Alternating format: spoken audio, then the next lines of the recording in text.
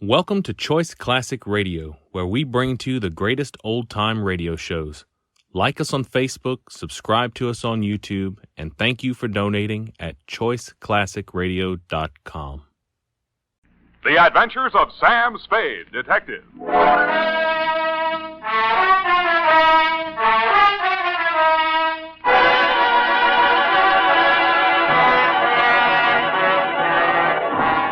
To Dr. Ludwig Zoya, 1241 Leavenworth, San Francisco, from Samuel Spade, license number 1375596. Subject, Edith Hamilton. No caper? No caper. Dear Doctor, if I owe you an apology for not keeping you informed on the progress of the assignment and for letting it drag on as long as it has, then I'll have to go on owing you, which makes us even because you don't owe me anything. The start of it was a month ago. 32 days, 8 hours, 3 minutes, and 45 seconds, to be exact. Ah, Mr. Spade. Dr. Zoya? Good to see you. Let me think. How long is it? 3 years since I visited your office. That was when you were my leading suspect in the Denov case. Ah, yes, poor Denov. It was he who pointed out that we psychoanalysts are not unlike you detectives. Uh-huh. We probe, we question, we follow up clues in order to find out what is the dark secret which has nervously disturbed the human mind. But we are limited. We have only our patient's words and our interpretations. Sometimes that is not enough. And that is why I need your help in this particular case. What case is that, Dr. Zoya? Please do not interrupt the free flow of my thoughts. Pardon me. Naturally, my ego feels a certain resentment against my id for asking you for your help. What makes me think I need a detective? Well, my id was just asking my ego the very same question. Ah, you too feel resentment. We must analyze that later. Bring me your dream material. I will. Now to the case. Oh, yes, the case. This woman was referred to me by her physician. She has suffered a complete nervous collapse because she thought she recognized a certain person crossing a street. A person she had not seen for years. Who was that? My patient's son died under mysterious circumstances 3 years ago, and the woman she thought she saw was her daughter-in-law. Mm-hmm. It was widely reported in the newspapers at the time. Perhaps you remember it. Carter Hamilton? Carter Hamilton. Oh, Roanoke, Virginia, 1946. The mother accused her son's wife of murdering him. Daughter-in-law was hauled up before the grand jury, but not indicted. Dropped right out of sight afterwards. Good, you know that case. Well, actually, my patient is suffering from an agonizing sense of guilt. Unconsciously, she thinks that she herself murdered her son. Did she? Well, there may be something tangible at the bottom of so profound a feeling of guilt. You mean you want me to help you convince her that she really is guilty? No. That is for me. But first, we must find out. What we must find out is somebody else, whether they are guilty. What? Go all the way to Virginia, solve a crime that's been off the books for 3 years? No. The daughter-in-law is actually here in San Francisco. Well, if I remember right, she wasn't the only suspect. Well, whether she is innocent or guilty is of no importance. It is only important that we know. What? Excuse me. Yes, Miss Case. Mrs. Hamilton is here, Dr. Zoya. Oh, good, Miss Case. Send her in. This is my case. I mean, my patient. I want you to meet her. Oh, good afternoon, Mrs. Hamilton. Good afternoon, Doctor. The woman who stood framed in the doorway was a tall, commanding figure, impeccably dressed in black, with an easy $100,000 worth of black pearls wound around her neck and a black veil covering her face. She walked in ahead of you, displaying not a sign of nervousness, and stopped directly in front of me. Very deliberately, she lifted the veil, revealing a youthfully old face, deeply tanned and set off by snow-white hair. Only her enormous violet eyes showed any expression. She stared at me for what seemed like a full minute. Yes, you do. You look like the other one. Well, perhaps you had better explain, Mrs. Hamilton. My daughter-in-law, Edith, was very much in love with another man before she married my son, Carter. He jilted her. Carter was second choice. It was I who talked her into marrying him. That's why I'll never rest until my son's death is avenged. We must analyze this desire for vengeance. Oh, yes. Yes, I had a dream last night. I dreamed that Edith was dead, stabbed with the same bone-handled hunting knife she used to kill my son. Oh, yes. Well, no. You just lie down on the couch and relax, Mrs. Hamilton. I'll be with you in a moment. Come, Mr. Spade. This is a most disturbing new development, her dream. You must get to that girl as soon as possible. Her life may be in danger. You mean the old lady is mixed up enough to take a shot at her? Here. Here is the address. And take this briefcase. Why the briefcase? Well, there are legal papers in it regarding the Hamilton estate. They require her signature. I had Mrs. Hamilton arrange for you to take them to her instead of the attorney. Yeah, I'm supposed to pose as a lawyer. While I'm there, I'm supposed to shake a confession out of her, and while I'm typing it up, I'm a bodyguard. You're getting a lot for your money, Dr. Zoya.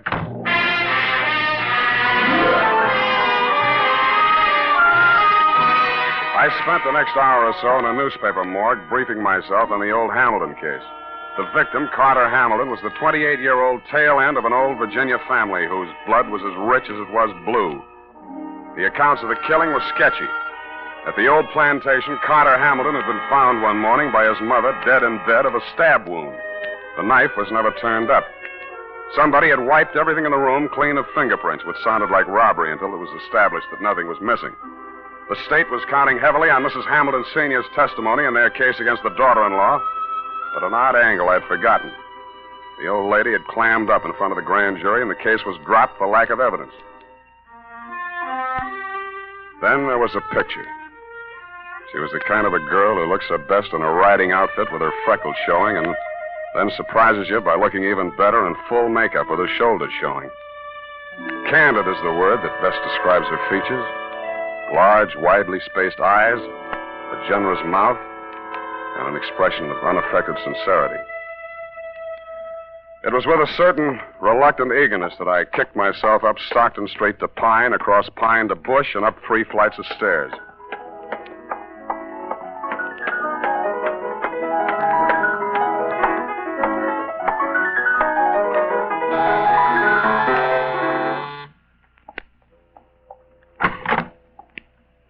Yes?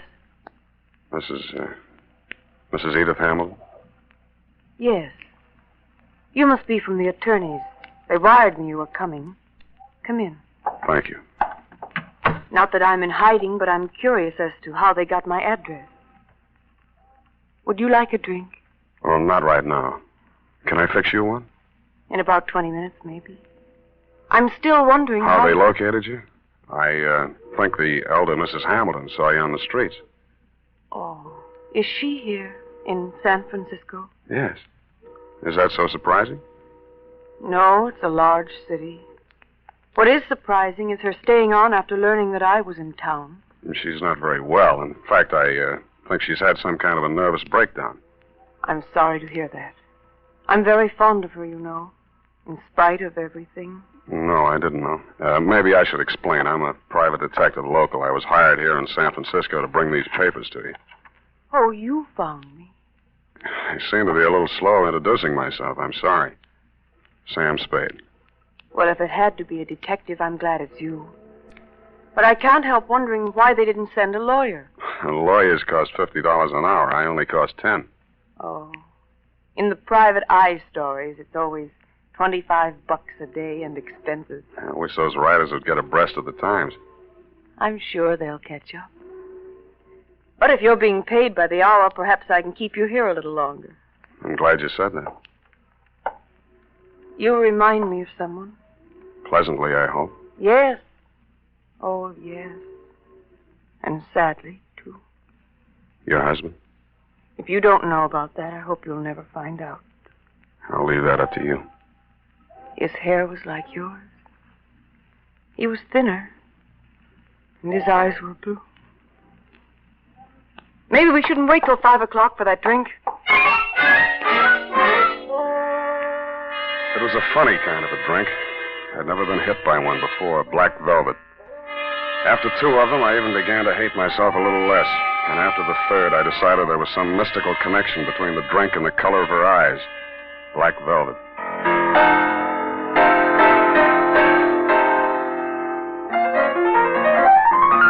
I don't know much about music, but the way she went at the piano, you knew she wasn't afraid of it, and probably wasn't afraid of anything. The pieces she played were like her, bold and at the same time delicate. Simple, but with a web of complexities in the background. Brilliant, but always colored with sadness.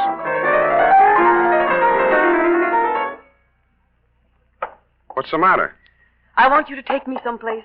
Where? Any place. Dinner. I don't care. I just want to go someplace with you. With you. Hey.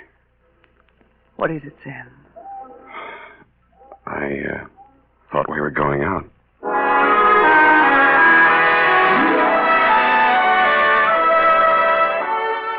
I never paid much attention to San Francisco before I met her. It's quite a place.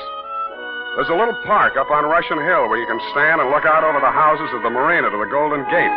There's an island in San Francisco even worse than Alcatraz. It's in the middle of the lake at Flashacre Zoo, and instead of gorillas, the population is nothing but monkeys. There are only 2 laundries in Chinatown. And out at Golden Gate Park, they have a band concert every Sunday afternoon. Maybe it was just the bright weather, but everything looked clean and shiny, as if somebody had taken a scrubbing brush to all the buildings. We even fed seagulls. At first, she never went any further into her past than the day before yesterday. I couldn't very well charge her for the progress I was not making on the case, so when I learned that you'd sent old Mrs. H to a nursing home for a 2-week rest and Edith did not need bodyguarding for the time being, I took a job that took me down to Los Angeles for a few days. I was awful glad to get back, and not because I don't like L.A.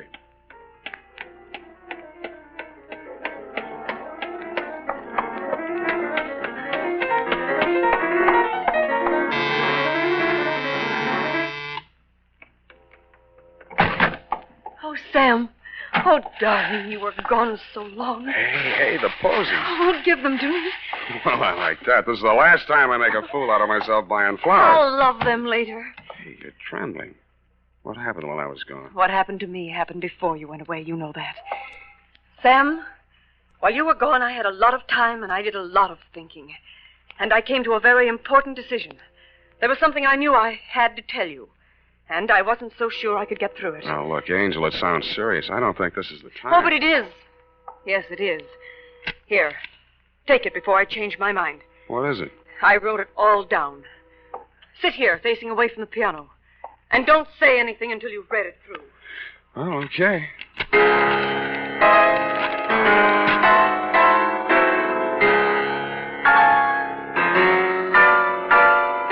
The opening sentence hit me straight between the eyes.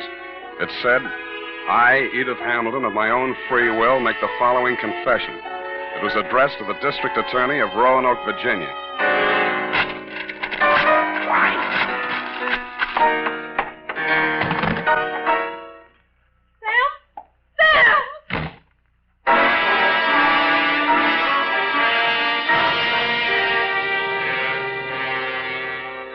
That, Dr. Zoya, was when I headed back to your office.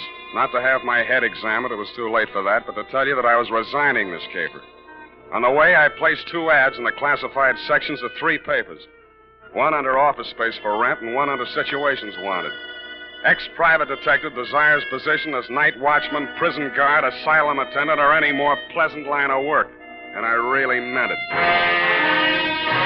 United States Armed Forces Radio Service is presenting the weekly adventure of Dashiell Hammett's famous private detective, Sam Spade.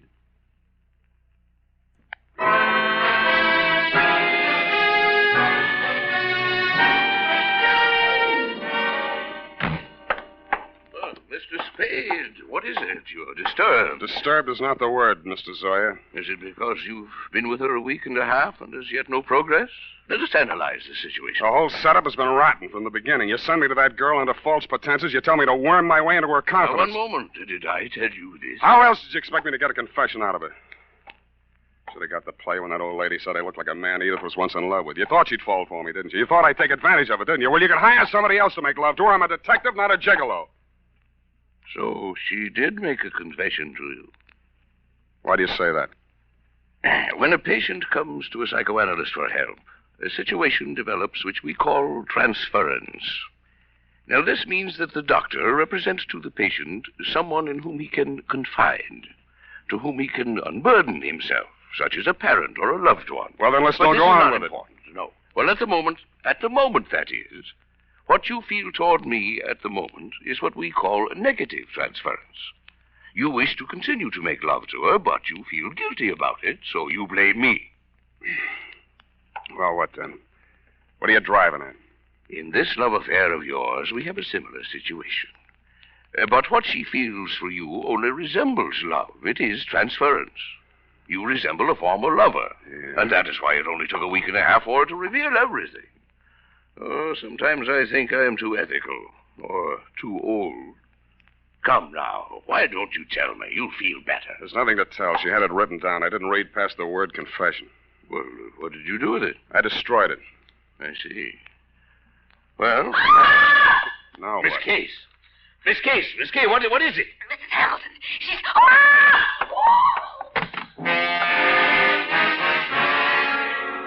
It was Mrs. Hamilton, all right. But she didn't look much like the dignified old lady I had met in your office 10 days before. Her high-piled white hair was hanging in 2 ratty pigtails. She was wearing a nurse's cape over a flannel hospital nightgown, and in her hand was a .32 caliber gun. Mrs. Hamilton, why did you leave the nursing home? You lied to me, Dr. Zoya.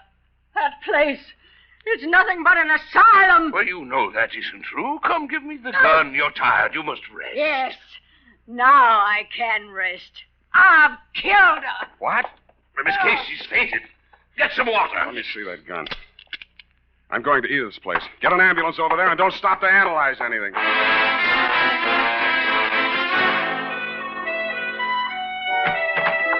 Edith was slumped forward over the piano keyboard. She was barely breathing. The old lady wasn't much of a hand with a gun. 4 of the slugs had punctured the big studio window. 1 had torn a flesh wound in her shoulder. The other had penetrated the right side, just below the rib cage, and there was not much bleeding at the wound of exit. Her face was pale and the skin cold to the touch. I gambled on a hunch she was suffering mainly from shock, moved her over to a couch, threw a blanket over her, and poured hot coffee into her. After a bit, her color started coming back. Then she opened her eyes. Oh, I thought you went away. I must have dreamed it. Lie still, Angel. Don't try to talk. Oh, well, that's the... Please, don't let them know what happened. Don't... Take it easy. It's only the ambulance. I've got to save Mother Hamilton, you see. I've got to get rid of that knife, and I can't let it...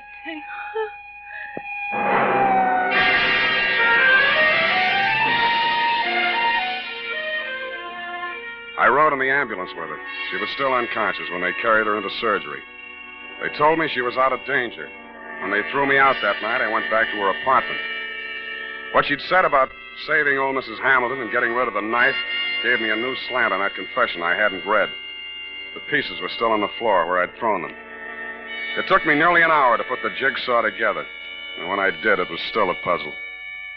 In her story of that morning 3 years ago, she confessed to finding the body before the official discovery, to hiding the knife and wiping the doorknobs and surfaces in the death room to get rid of fingerprints. She couldn't remember anything that had happened in the 8 hours between 1 a.m., when she had left her husband drinking in the library and gone upstairs to bed, and approximately 9 in the a.m., when she found herself standing over his body with a knife in her hand. I stretched out on the sofa to think it over, and then I drew a blank.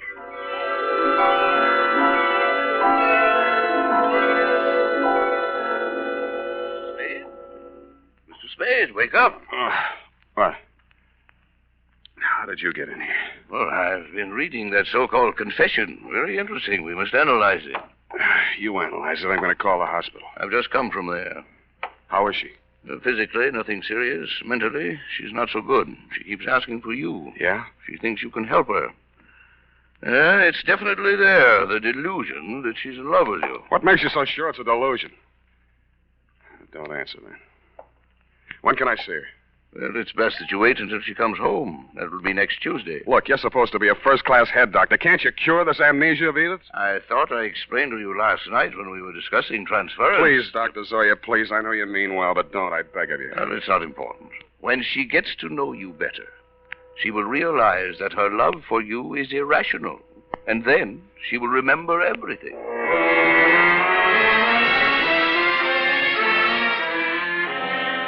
I kept myself busy like crazy until Edith checked out of the hospital. There wasn't much talk between us at first. Even her music was reticent, little rambling improvisations that sounded like children's songs or lullabies with something just a little acid mixed with their simplicity. Then as the days went by and her strength and confidence started to return, her music became serene and graceful. It became like her as she sat there at the piano and front of the big window with its afternoon sun streaming down on the San Francisco hilltops, while at the same time the April fog bank started its nightly prowl in through the Golden Gate. And that was like her, too. And like her music. Brilliant, but with a touch of melancholy. And then one day it was all warmth and brilliance, and she was smiling.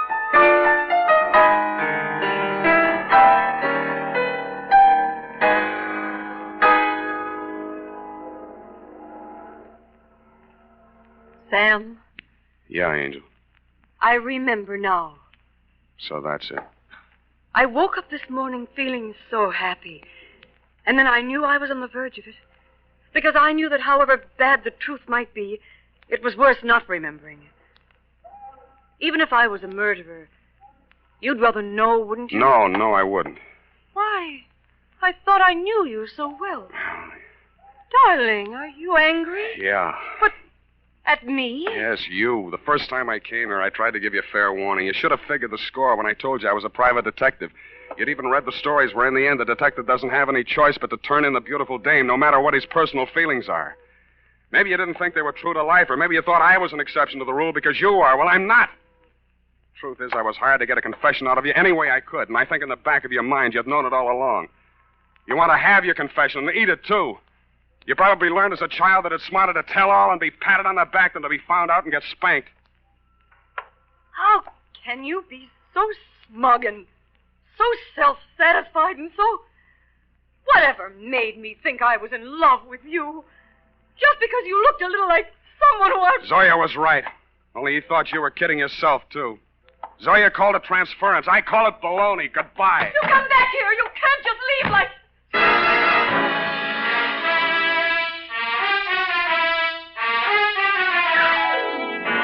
And that, Dr. Zoya, is why I never heard her confession. It turned into a lover's quarrel. But I understand she paid $25 an hour to rattle it off to you. I have before me your telephonic message. I haven't had time to analyze it, but at first glance I take it to mean that Edith was innocent of everything except destroying evidence. Motive, to spare her mother-in-law the anguish of knowing that her son was a suicide. I'm sorry, now that I know what her story was, that I didn't stay to hear her tell it.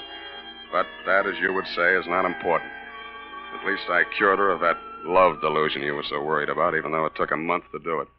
Period, and a report. Oh, Sam, sacrificing yourself so self-sacrificingly, rather than shatter a mother's delusion. F some other time, huh? I'm sorry, Sam. I'll go type this up.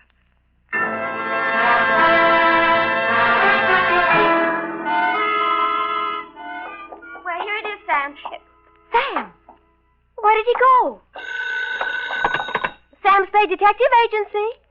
It's me, sweetheart. Sam, where did you go? I'm downstairs in the bar. Sam, there's so much noise on the line, I can't... I'm drowning my sorrows. Well, you don't need to shout. Oh, hold the line a minute. Yes? May I help you? Oh, no, I'm sorry. I was hoping I might find Mr. Spade in. Hello? Would you like to leave a message? Well, tell him Edith Hamilton called. Oh. Oh! F, are you still on the phone? Who? Oh, pardon me. Yes, dear? What happened? Are you taking a bath? Nothing at all. One moment, please. Miss Hamilton, I have him on the line. He's downstairs in the bar. And if you'll hurry, you can just catch him, I'm sure. Oh, downstairs. Well, I will hurry. Thank you. You're welcome.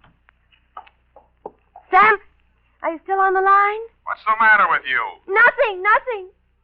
Just go ahead and drown your sorrows. But don't get loaded. Good night, Sam. Well, good night, sweetheart. I'm going to take piano lessons.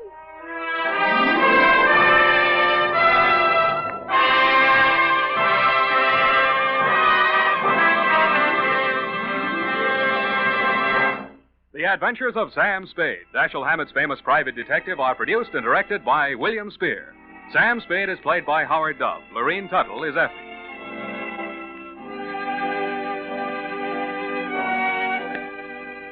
This is the United States Armed Forces Radio Service, the voice of information and education.